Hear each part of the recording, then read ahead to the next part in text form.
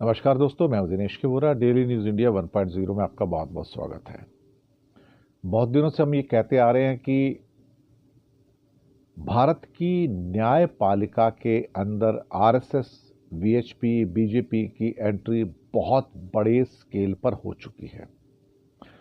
अब Allahabad high court के दो जज, एक दिनेश पाठक और एक शेखर कुमार यादव, वीएचपी के एक फंक्शन में बोलने के लिए पहुंचे।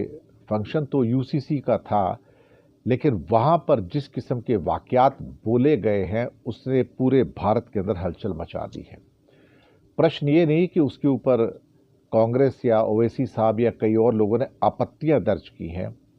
प्रश्न ये है कि उनको क्या अधिकार था ये कहने का कि ये देश बहुसंख्यकवाद से चलेगा।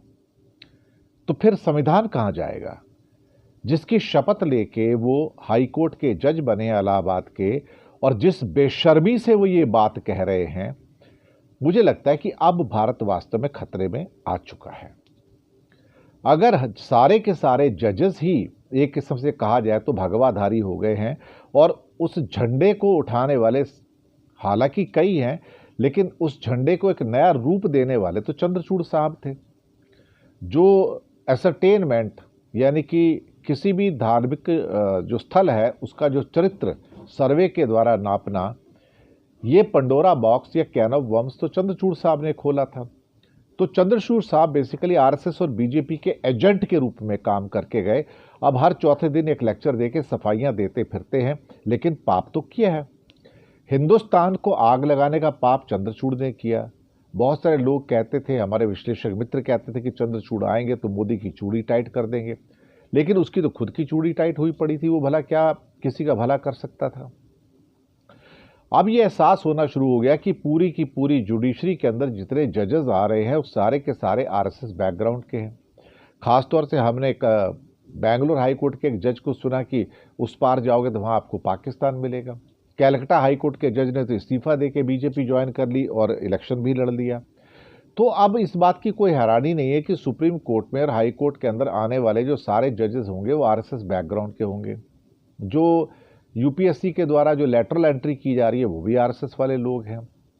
इसके अलावा जो छोटे जजेस हैं, जिसके बारे में राम गोपाल यादव जी ने कहा कि छोटे जजेस तो भारत को आग लगा रहे हैं, ये भी सच है। अब ये जजेस आ गए तो 15-15, 20-20 साल काम करेंगे, इन्हें हटा तो आप सकते नहीं हैं। लेकिन जिस ढंग से ये भगवा ब्रिगेड को लेकर साथ चल रहे हैं और फिर कहते हैं कि हलाला 3 तलाक नहीं चल सकता, यहाँ पर जो बहुसंख्यकवाद है, जो हिंदूवाद है, वही चलेगा और उसी के अनुसार कानून बनेंगे, उसी के अनुसार संविधान भी बनेगा। इस किस्म के शब्द अगर एक हाई कोर्ट का वर्किंग जज कहे तो फिर लज्जाजनक है। फिर इस भारत को बचाने वाला कोई भी नहीं है। फिर तो संविधान को उठाकर बाहर फेंक देना चाहिए। तो बाबा साहब का जो संविधान है उसको पूछ कौन रहा है। लेकिन भारतीय जनता पार्टी जिस रास्ते पर आगे है और जिस ढंग की उन्होंने सारी की सारी जो प्रतिस्थापनाएं की हैं, खासतौर से अलग अलग इंस्टीट्यूशंस में, उसका खामियाजा देश भुगत भी रहा है और आगे भी भुगतेगा। मुझे नहीं लगता कि ये देश 2047 को देख पाएगा, और उससे पहले ही ये विभाजन की नई कगार पर पहुंच जाएगा। कितने टुकड़े होंगे तो पता नहीं, लेकिन हम नहीं चाहते टुकड़े हों। लेकिन ऐसा लगता है कि शायद इन जैसे लोग जब आ गए हैं, हिंदुत्ववादी रेडिकल जो भगवाधारी हैं, इनके हाथों अब ये देश बच नहीं पाएगा और हम देखते रह जाएंगे और देश टुकड़े टुकड़े हो जाएगा। शुक्रिया आपका।